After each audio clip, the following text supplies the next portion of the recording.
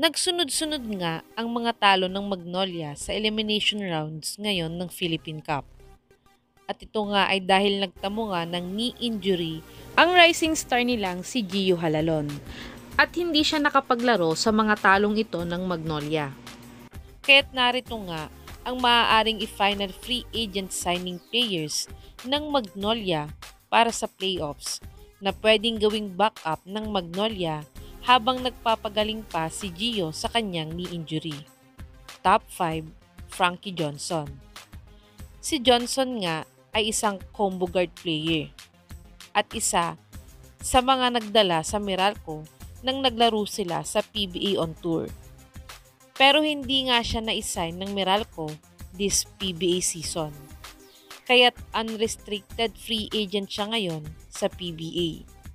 At pwedeng-pwede nga siyang kunin ng Magnolia kung gusto muna nilang pagpahingain ng matagal si Gio.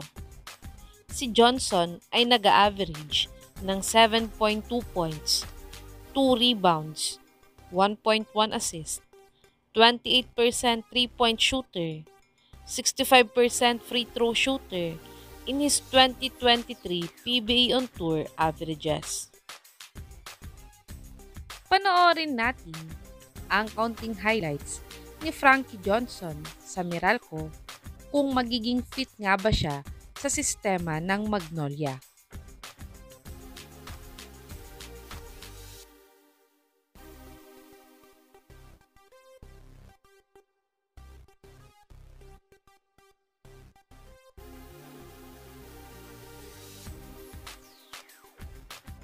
Top 4, Riden Zelda. Si Zelda nga ay isang scorer at defensive guard dati sa NLEX.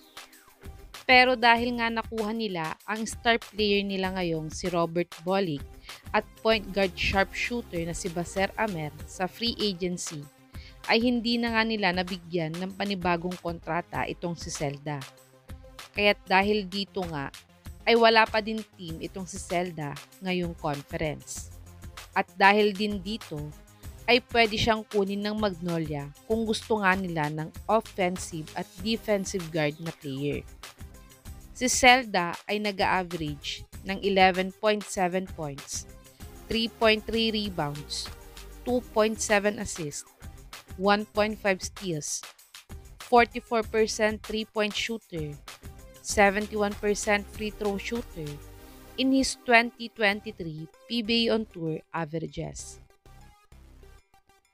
Panoorin natin ang counting highlights ni Riden Zelda kung siya nga ba ay magiging fit sa sistema ng Magnolia.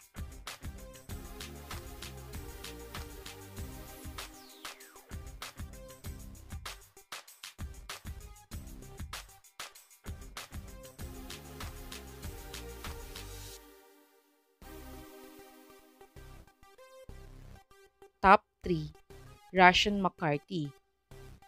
Si McCarty nga ay isa sa mga players na hindi sinign ng Blackwater ngayong conference. Ito ay dahil sa loaded na sila sa mga rookies na guard players. At currently naglalaro sa Bacolod City of Smiles si McCarty ngayong MPBL 6th season. Pero kung gustuin siya ng Magnolia na kunin, ay maaari nga siyang makabalik ulit sa PBA. Si McCarty ay nag-average ng 1.2 points, 0.4 rebounds, 0.8 assists, 27 field goal percentage, 8 minutes per game in his PBA 48 Commissioner's Cup averages. Panoorin natin ang counting highlights ni Russian McCarty kung magiging fit nga ba siya sa sistema ni Coach Chito Victolero.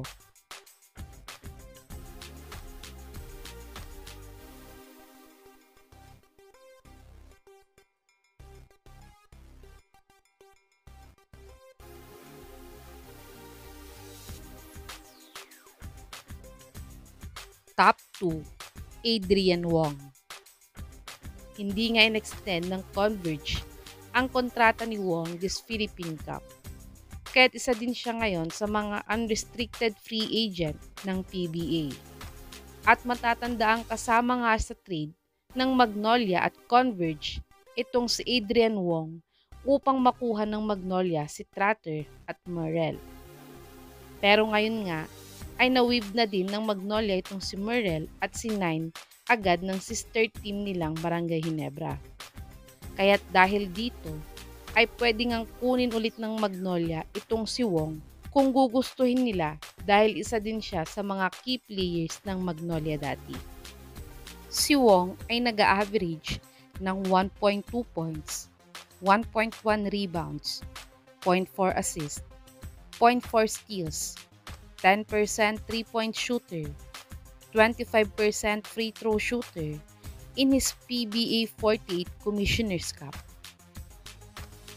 Panoorin natin ang counting highlights ni Adrian Wong dati sa Converge.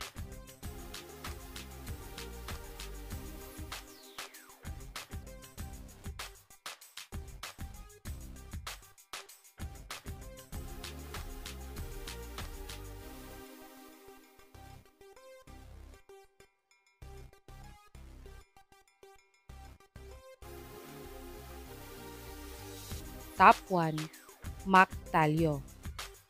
Si Mac Talio nga ay nabansagang the rockstar point guard.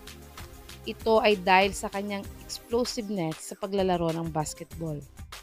Pero dahil naglaro nga siya sa ligang labas last conference, ay winave din agad siya ng Converge.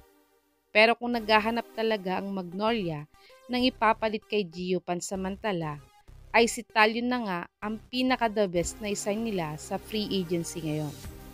Si Talio ay nag-a-average ng 7 points, 2.6 rebounds, 2 assists, 0.4 steals, 25% 3-point shooter, 100% free throw shooter in his PBA 48 Commissioner's Cup averages. Panoorin natin ang counting highlights ni Mac Talio kung magiging fit nga ba siya sa sistema ng Magnolia.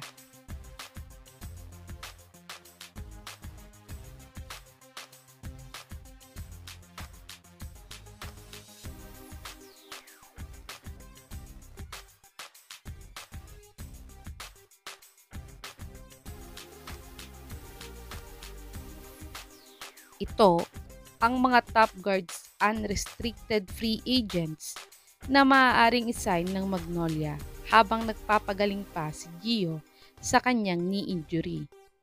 Sa tingin nyo mga kabubbles, sino sa mga ito ang mas magiging fit para sa Magnolia at pwedeng tumulong sa kanila sa playoffs ngayong Philippine Cup?